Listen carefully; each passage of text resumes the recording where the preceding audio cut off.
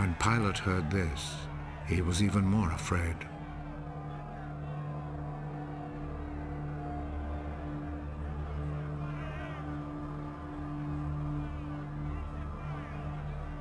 He went back into the palace and asked Jesus, "Where do you come from?" But Jesus did not answer. "You will not speak to me. Remember, I have the authority to set you free, and also to have you crucified." You have authority over me, only because it was given to you by God. So the man who handed me over to you is guilty of a worse sin. When Pilate heard this, he tried to find a way to set Jesus free.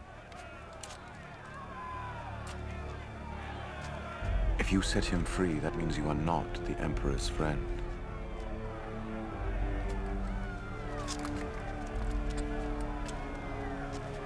Anyone who claims to be a king is a rebel against the Emperor.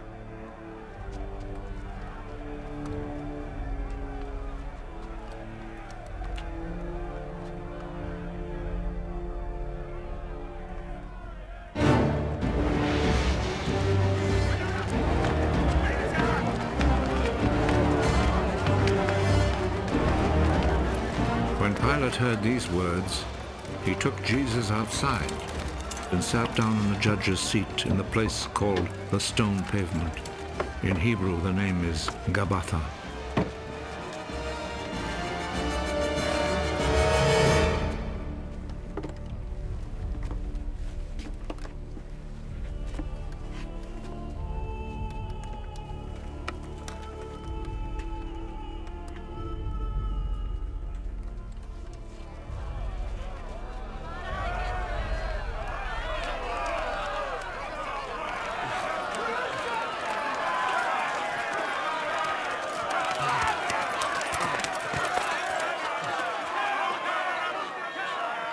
It was then almost noon of the day before the Passover.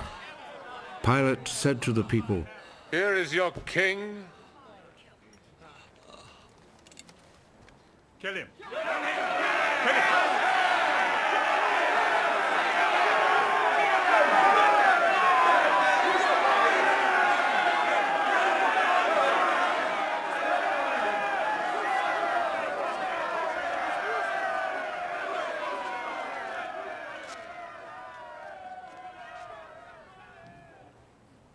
Do you want me to crucify your king? The only king we have is the Emperor. Then Pilate handed Jesus over to them to be crucified.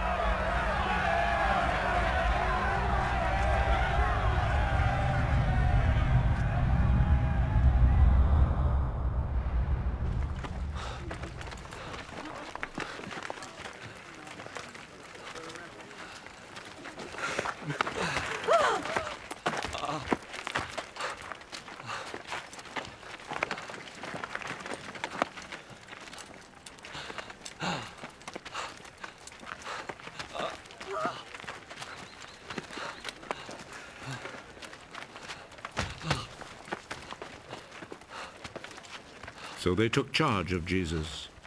He went out, carrying his cross, and came to the place of the skull, as it is called. In Hebrew it is called Golgotha.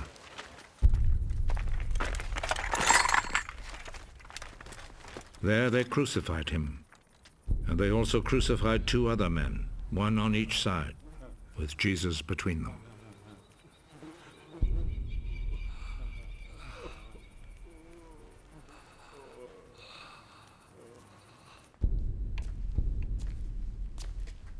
Pilate wrote a notice and had it put on the cross.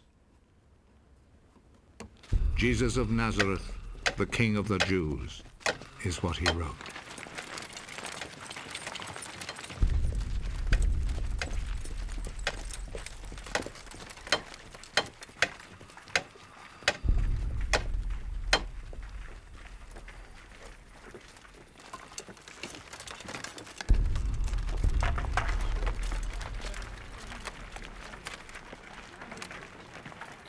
Many people read it because the place where Jesus was crucified was not far from the city. The notice was written in Hebrew, Latin, and Greek. The chief priest said to Pilate, "Do not write the King of the Jews, but rather..." This man said, "I am the king of the Jews." What I have written stays written.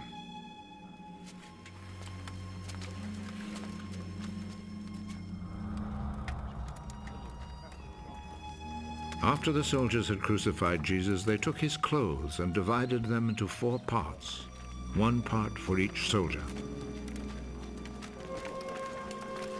They also took the robe, which was made of 1 piece of woven cloth without any seams in it. The soldiers said to one another, "Let's not tear it. Let's throw dice to see who will get it." This happened in order to make the scripture come true. They divided my clothes among themselves and gambled for my robe. And this is what the soldiers did. Standing close to Jesus' cross were his mother's sister, Mary, the wife of Clopas, and Mary Magdalene. Jesus saw his mother and the disciple he loved standing there. He is your son. Then he said to the disciple, She is your mother. From that time, the disciple took her to live in his home. Jesus knew that by now everything had been completed. And in order to make the scripture come true, he said,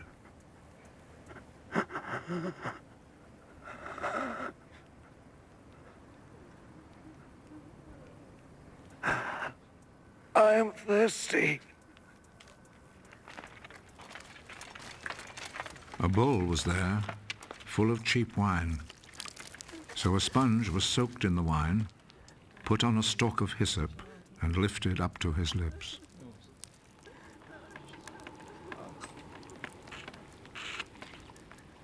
Jesus drank the wine.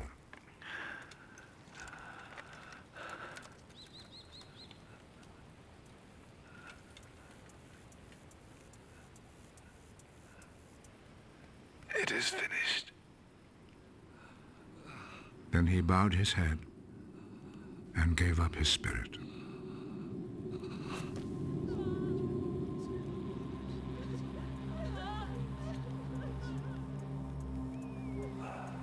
Then the Jewish authorities asked Pilate to allow them to break the legs of the men who had been crucified and to take the bodies down from the crosses.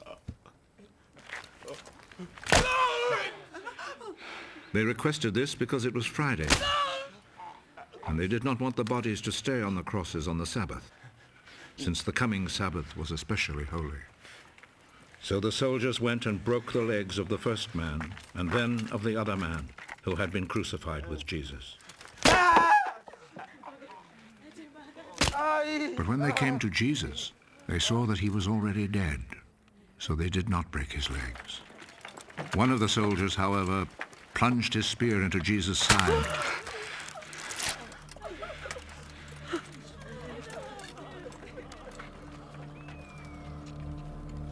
And at once, blood and water poured out.